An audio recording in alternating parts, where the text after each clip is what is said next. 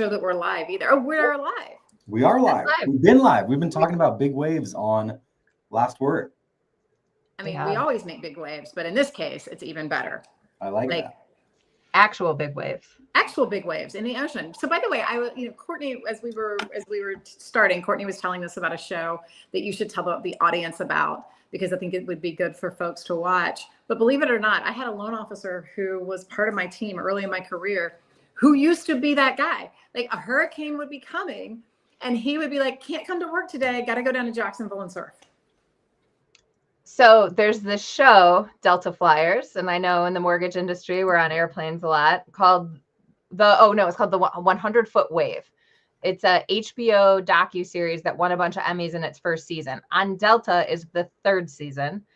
The only time I watch TV is when I'm actually required to sit still for a period of time, and I had a couple long flights earlier in the month. Really, really interesting. And Christy and I were talking about it because it shows this whole, I don't even know if it's a counterculture. It's a whole culture of people who their whole goal in life is to surf a 100-foot wave, which requires them to be meteorologists. It requires them to fly all around the world and then to get towed onto waves because you can't paddle out onto a 100-foot wave. It's this whole thing. And there's this whole community, and they go out in groups of 3, and they have this many safeties, and they have whatever. And basically you're risking your life in every single one of these instances. But we were talking about how being a woman in corporate America, or how being a woman in mortgage, has impacted us. And I was like, I want to be a big wave surfer, maybe in my next life, because they have this beautiful culture around equality. And a lot of it is because they view what they're doing as much bigger than them. They view the ocean as in control and as a higher power to, anything that they can do. And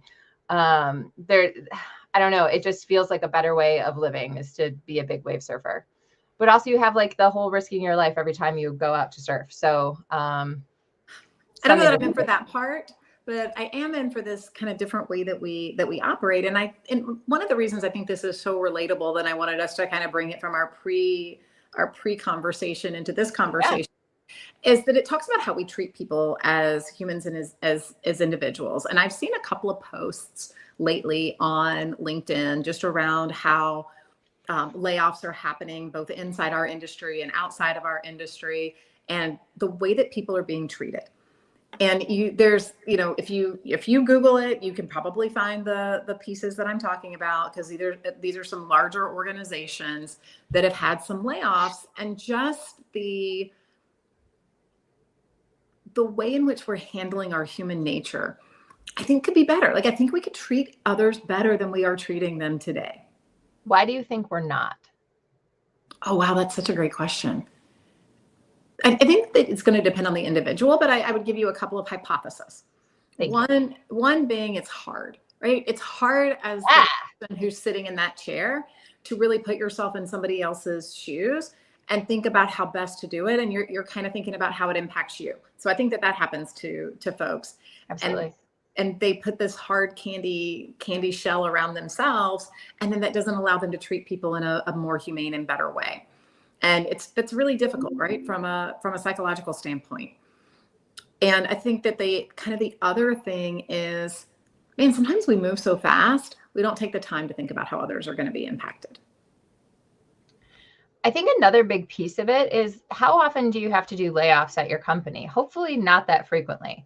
If you're doing layoffs all the time, you're used to doing layoffs. And I think that when you're a leader, or when you're a person that has to make those difficult decisions, and nobody wants to do that. No company wants to do that, right? Like, I don't think that it's a thing. I think that we should acknowledge that, well, I've never done this before, and this is going to be hard, right? And so of course I feel the way that I'm feeling, because I think that there's always a lot of avoidance to do hard things. I think that there's a lot of cowardice from day to day. And I think that we cut some steps out because we're trying to race to the finish, Chrissy, to your point, to not doing something that's uncomfortable for us. But maybe it's hard because we've never done it before. And maybe we acknowledge that it's much harder for the person on the other side of the table. And, for me, when I have difficult conversations, one of the ways that I always have difficult conversations is I tell the person, I need to have a difficult conversation with you. Because one of the things that does is it lowers their expectations immediately about what's happening. And with most people, at least in the work context, it's, am I going to be fired? And in most instances, it's not, but it opens them up to anything that's better than that, right? Yeah. Right. And then you can have a dialogue. This is difficult. It's difficult for me. And I think that the other thing that, you know, we don't take enough time to do is, and I try to do this as frequently as I can. And I deal with different people at different places all over the place. Courtney Thompson, the person, feels like shit about this, right? Right. Courtney Thompson, the person that is the representative of the company, has to let you know that we are unfortunately doing layoffs today, right? And humanly, this sucks. Or whatever the case may be. And I think that, you know, some of the there's a lot of shift away from humanity right now. And I'm glad that you're pointing that out. And I think it's an important thing. I think it's an important issue. And I think that it's a thing that, and I'll say this, and I wish KP were here, but I'm sure Robbie can come in with something smart and snappy. You know, I think that this is one of the reasons why we should have more women in leadership at companies and to bring in some of this stuff, because I think that it is missing in male dominated cultures quite frequently. And I shocked Christy so much, she came off of camera. Gone. You mentioned before the show, you feel like the mortgage industry is devolving. Mm-hmm. Maybe start with where you're seeing that, and then your own hypotheses for why you think it's trending that way, or it's just indicative of larger society. Well, I think that mortgage, like larger society, is it's been crunched for years, right? So interest rates went up, that things weren't as easy as they were, right? It's a very it has been a very feast or famine place. Interest rates stayed high, arguably for too long, but also they were unrealistically low for a while. So maybe we should evaluate that. You know, and I think that when people can't make money for a long time or aren't making the money that they were used to making at one time, right? My dad always said, you spend what you make, right? And so I think that there's periods of years, and I'll tell you that this happened in the default mortgage servicing space too. There is a group of people that were running companies in that space during the peak of the recession that were literally sending cars to people that worked at Bank of America or other places at the time as like saucy gifts because they were making that much money, right? And I don't know, I think that when we squeeze humanity in any way, shape, or form, we don't operate well because we get into fight or flight mode. And I think that we're seeing that all around. I think that there's been a massive step back in innovation in mortgage because a lot of the fintech companies didn't survive. A lot of the people that were, you know, walking the staircases have been an analogy in my life this week for whatever reason. So we'll bring it up here. We were walking the stairway to good innovation in different places in mortgage. When interest rates went up, that actually had an impact on fintech and people that were starting to innovate in the industry and companies spending money. Companies stopped spending money, right? And then we go back to the big single-threaded entities that offer the same service that, you know, juice the mortgage industry from a cost perspective, and innovation fails, right? The attitudes, I would say, of loan officers in crunched environments in the retail space they're desperate, right? Because they're not making the money that they were used to making at a period of time. And when people are in places of desperation, they have two choices. They can pivot, they can evolve, they can try to find a new way of do things, or, you know, expand their business in other ways, or, you know, think of smarter ways to do things, right? Or they can get mean, right? They can fight. You're saying they're being meaner to women as a result of this. You're noticing that? No, I'm saying that generally speaking, right? I think that generally speaking, the industry has been in drought with, you know, even if interest rates go up and down, right? There's times where they're down and there's more business to be had. And there's, you know what I mean? And they were up for so long that I think that, you know, companies drew back. There was a lot of consolidation. There was a lot of whatever. And I think that, you know, only the strong survive, right, in those moments. And I think that it produces, with less money, there's less comfort, there's more desperation, there's more activities that you might not otherwise see, right? Does that impact women? Probably. Does that impact any community that is not the representative community in just basic society and culture? Sure. I don't think that there's a direct tie to women there. I think that what I think on this, I'm a humanist at the end of the day. You can Google that, anybody. I don't identify with any of the political environment or any of these other things, but I do think that the dialogue about, I guess the funny way to put it is tradwives out there is pretty disappointing. As a person who couldn't legally own a business when I was born, and being a business owner and being an entrepreneurial spirit and being a smart woman who quite candidly was not cut out for motherhood, even though I have one awesome kid. You know, that dialogue and pushing women in the direction of that is a disappointing dialogue, I think, in the marketplace right now. But that has nothing to do with mortgage, and so I don't bring those views here, but we're talking about it. No, but I think that you bring up a thing that can let's kind of pivot this, because you brought up something really interesting about when the market shifts, what happens to our fintech partners and what happens to innovation. Yeah. And I think that is an absolutely relevant topic. Robbie, you can help dive into this, because think about what just happened this week with FICO and the announcement that they made.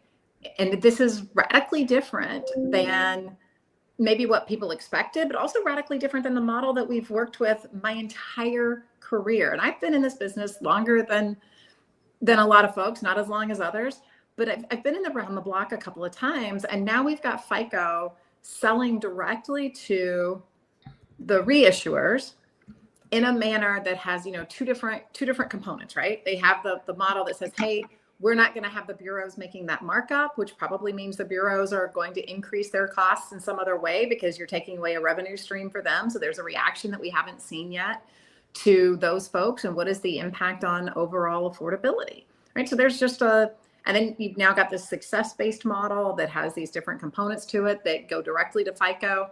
And what does that look like for the industry? I think, Robbie, this would be a good chance for you to jump in and share some thoughts. Well, I don't like the fallacy that credit costs are making homes unaffordable. There's a lot of other things outside of credit costs. I had a good conversation earlier this week with a couple of AI experts talking about how they don't think AI is actually going to decrease the cost of a mortgage. They think it's going to be a value add to things. Courtney, you've heard that too. Wildly agree. And you go. I want to hear you. But no, those are my 2 points. This is women power. Go, please. No. So interestingly, I was thinking about this issue this morning, right? And so here's the whole thing. The mortgage industry is run on 60-year-old technology, right? And there's a lot of companies that have existed for that long in the mortgage company. We can make an old white man joke, but we won't, right? Since that time, we've had to add things to this ecosystem, right? To keep up with basic things like new laws, right? So even mortgage, in the context of mortgage servicing, it was originally created only to make and take payments and apply them to an account en masse at a time where it made sense because the MSR asset was created, right? These technologies and these systems have existed long enough that when I started talking about this, it was 40 years old. And now I have to say that it's 60 years old. And there's been no change to that marketplace during this time period. What has changed is the CFPB has been born. We've had financial recessions, consumers moving from a reasonable response era to a 24 hours, you need to respond to me in an hour era, iPhones, cell phones. All of this stuff has been created since this technology has been born, right? And so what we've had to do to these ecosystems is that we continue to put new innovation in them, and it creates a data mess, right? So what does AI need the most to effectively do a thing in the context of mortgage, right? It needs good, clean data. It needs to understand what's going on. And mortgage companies around the country, all of them, right? Have this information problem because they have really, really old technology as the centerpiece of a thing, and they have data environments next to them, whatever they tell you, they're next to them, and they're mapping and remapping stuff from systems all over the place. And that's why it's a hot mess. That is the exact problem in the Rocket Cooper scenario right now. We have two of the best providers of mortgage servicing that are coming together, and that was big news again this week, right? And the reason why that's so crazy is that the best providers in the marketplace are the ones that are the most fragmented, that have the most use of these things, including, Robbie, end or point solutions where they're leveraging AI, where they have problems in their fragmented methods, right? We need AI to solve the core problem, right? The data problem. We need people to make investments in data environments that operate as the centers of ecosystems and use these older systems for what they were originally designed to do so that we can produce a cheaper mortgage, right? And so the problem is that there's all these companies. There's a wonderful AI company that I talked to earlier this week, really smart guys, right? Really like, yes, you're good job, right? The problem with your solution is that most mortgage servicers are going to need to pull data from 5 sources to do that. And they don't even have all of their processes on the grid from a operational perspective, let alone that, right? Cost to produce is more interesting, I think, to people that are on this call, right? And I think that's a question that Anne-Marie Pippin at FHFA was asking years ago. She was saying, after years and years and years and years and years of this, the cost to produce has gone up a little, right? Why isn't this going down? And the problem is that our house is built on sand in mortgage. And so AI solutions in mortgage can make this thing happen faster, or this thing happen faster, or this thing happen faster. But if we don't solve this part, like, power to the people, right? If we don't solve the actual guts, we're never in mortgage going to be able to benefit from the myriad of technologies that we have in what year is it? 2025 instead of 1968, when a lot of these mainframe systems were born. And that's the problem. It costs more to deploy those solutions than the value that they bring. And if you don't have a 1-for-1 for value in mortgage, innovation is squashed immediately. And it's pretty. And I'm a proponent of the use of AI in places that it makes sense. And if you can organize your data in the consumer space, yes, there's a lot of things that you can do from a resale perspective in the consumer space. But if you still can't manage your underlying pipeline and you can't get that cost to produce the widget down, I don't know. No, I think that there are some ways that you actually do benefit, and you can get even better than a 1-to-1, because some of those things, while it may not, like, we're pretty lean today as an industry, right? We have leaned out over the last few years. And so you're probably not, when you implement that technology, you're probably not improving anything today, but what you are doing is increasing your capacity for when that refi boom occurs. You're not going to have to go out and staff up and then have to unstaff, right? So you are creating some efficiencies that benefit the system and benefit the people that you hire. Back to our conversation about layoffs earlier in this call. Nobody wants to do that. And so if you can create a system that has this additional capacity for when you have the cycles and you bring in that extra volume, that's a good thing. And we should be investing in that, because we should understand and recognize that we are going to continue as an industry to have these volume fluctuations, right? That we're not doing anything to smooth out the curve here. Yeah, I think that the problem with that, though, and I think it's worse in mortgage servicing. I don't know. I know that mortgage servicing tech investments, you need to be prepared to keep that money out there for 20 years. And that's just not how people invest their money, right, anymore. If you're building for a customer of one, you've got to be prepared to spend a lot of money up front and be willing for that yield to come at the 5 to 10 year mark, not in the first few years. And those are different players, right? Those are top of market players in terms of the return on those things. In mortgage servicing, the big question, right? How much does it cost to replace the actual technology, and when does ROI begin? Because adoption is such a problem. It's much longer than that. It's 10 plus years. Ooh, I like this. We've got people that are chiming in now. Chime in on this, guys. We want to hear what you think about it. I think that if you're not using AI as a strategy, you're going to be left in the dust, and you've got to use it in other places. But I would love to see it solving these operational problems, to the point that Robbie made, right? How do we get that cost to produce down to almost nothing, right? How can AI take every county around the country and blow up all of these dock vendors that have a hole on the market? How can we use AI to solve the insurance problem in the market, right? Like that's the big, like, how can we evolve those systems and evolve mortgage? But, you know, we're going to have to stop going for this to the same sources and asking for the same things. Lovingly, so long as in mortgage servicing land, we continue to give our money, and we have to ICE and Black Knight, or excuse me, ICE and Sagent, Black Knight / ICE, right? And Sagent, you know, it's an annuity to them at the end of the day. And we have to make other investments. You said marketplace a couple of times. All I could think about is the Chrisman marketplace I agree. and the York. But I'll get it back on track. There's two things that we're kind of talking about here that I want to bring together. One is the future of mortgage, where it needs to go. And Courtney, you mentioned stalling innovation. It used to be Fannie and Freddie were the ones innovating and pushing things forward, and it's, you know, planned or just organically. They don't do that. So I'm going to flip the question on you and say, where does innovation need to come from? Where should it come from? Where can it come from? I mean, I think that it needs to come from people, and I'm biased, so let's just disclose it up front, like Chris George, like Stan Middleman, the people that have been, I'm calling you Stan. You know, when you've been successful in this business and you have a business that is doing really well, how are you investing in the advancement of the thing that you care about and that has been so good to you? It's the same thing with me. I've been in mortgage servicing since I've been doing anything. Even when I was a practicing lawyer, I was doing mortgage servicing, right? And so everything that I've done from then until now, whether it's how I spend my extra time, you know, helping fintech companies come up with better ideas, helping them come up with better sales pitches so that they can have more adopters, any of this stuff, right?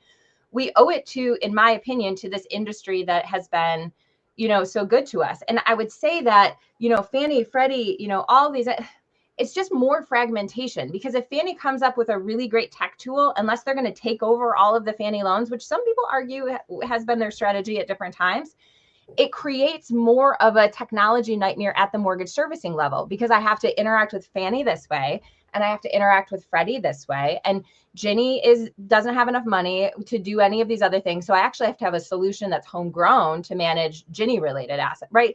And so it unified standards would be really, really helpful, right? And I hope that MISMO continues to evolve to bring unified standards to these places where we're spending the most money, right? And if we collectively, I mean, that's the whole thing. I have the opportunity to speak at one of the Housing Wire events on Tuesday, and the whole thrust of that presentation, we're going to see each other. The whole thrust of that presentation is getting to the conclusion of, what if we had more cooperative models, right?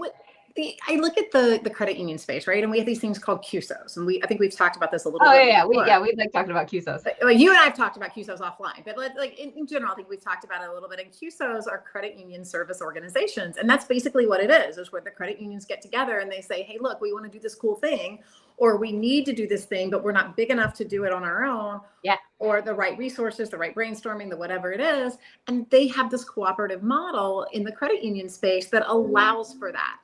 And so how are we one, championing the people that are already doing that and bringing more people to the table in the environments that exist, right? FHFA has had two of their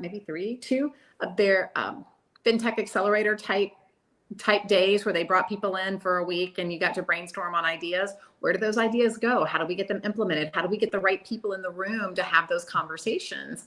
Because it does take more of us to do it, right? There's smart people, but Chris George can only do so much. Stan Middleman can only do so much. I mean, arguably, they can do more than the average bear. I agree with that, but maybe Robbie should get together investment cooperatives that are based upon longer, right? Polls, right? So VC wants 100x return in 3 years or whatever it is, right? PE comes in and buys stuff and just wants to improve their investment by X% in 3 to 8 years, or, you know, they each have their models for making money and they don't make sense for mortgage, right? And so if we had more self-funded initiatives by people that are already deeply invested in the industry and would benefit, right, from seeing this growth, heck, I believe that if we had more cooperative models in mortgage servicing, everybody could focus on sales, which is what they want to do anyway. And the more loans that you have at a place, even if it's 3 people, right? Scale in mortgage servicing is the #1 reason why they say that Mr. Cooper is the cheapest or any of these. It's just volume. It's volume over cost, right? And if you have north of 800,000 loans, the difference between the cost of servicing 800,000 loans plus and servicing 100,000 loans is so dramatically wild that you would pee your pants, right? If 3 big providers came together to have one mortgage servicer, they could invest more money in the technology year to year. They could have a better quality underlying servicing. The industry wouldn't be diluted of bad people, and they could all get their return from the bottom line, right? They would pay less for servicing. What they do instead is they all give their loans to the top 5 subservicers who are in a race to the bottom for how low they're going to charge you for their subservicing fees while they're juicing you month to month on everything else in the context of what you're paying for, right? And your service is poor. And they don't care about your brand the way that you do. And. Oh, and by the way, they have no incentive to keep your loans current because they make more money when your loans go delinquent. 100% of your contracts say that, right? And so if we don't, in mortgage, get with the times, which is maybe where it comes back to women, Robbie, if we don't open our minds to how these next generations are thinking about things and develop more cooperative models, Whole Foods has been around for a long ass time, guys, right? They've been doing this for a while. Tom Shoes. If we don't start thinking this way, we're missing really big opportunities. And it's concerning.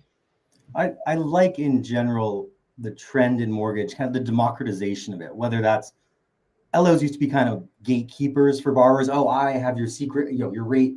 I'm the only one that can tell you what it is. You can only call, the democratization there. Borrowers now have access to ChatGPT versus they can shop around much more freely than they used to.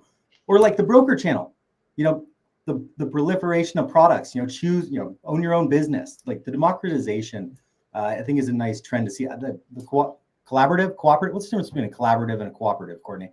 Which one are we advocating for? I think cooperative ultimately goes to the economic bottom line. Collaborative is like way nicer than that. I'll go for basic B on that one. Let's go for cooperative first. So I'm hoping it continues to trend that way in a variety of areas. Maybe servicing's one, it'd be nice. Christy? I just think pick a place and start. If you pick a place and you start, and whoever has if Courtney has the passion and the drive to get it done and to get it done in servicing, then we should start in servicing. If somebody else has that passion and has the thing and they can drive it in a different area of the business, fantastic. But ultimately, you just have to start. And until most people think about the customers that come into the homes. Why do homes that are staged better sell for more? Because people have no vision, right? They can't imagine what your home looks like any other way. So you have to have it staged in a certain way. You have to make it look like a Pinterest board. The same thing is true for as we think about innovation.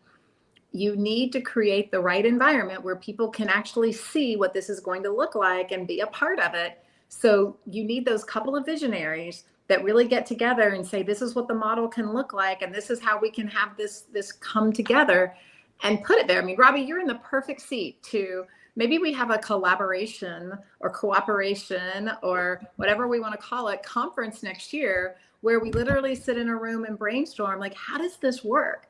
And, you can't have 4,000 people there, but maybe we get 20 or 30 people in a room and we start to come up with these ideas of just how the model itself could work.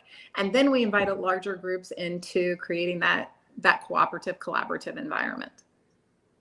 I like so that. I'm handing the torch off to you to say, you figure it out. Like, you're young and smart. Come on. Well, I was going to ask Courtney, you called out Stan Middleman. Will I see you at the Pink concert next week? No.